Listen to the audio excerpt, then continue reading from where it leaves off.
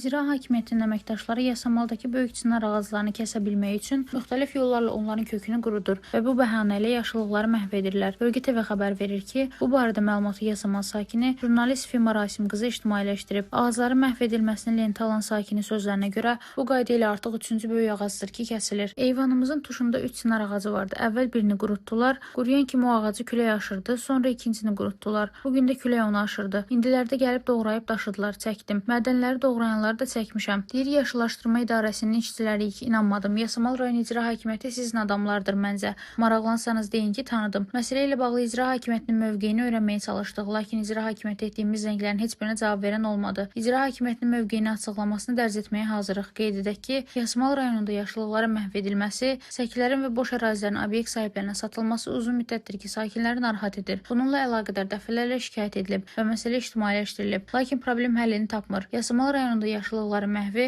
səkilərin zəbti davam edir. Xatırladaq ki, Yasamal rayon icra hakimiyyətinin başçısı Elşad Həsənovdur. O vəzifəni 2019-cu ildən icra edir. Rəna Rövşənqızı, Bölgə TV.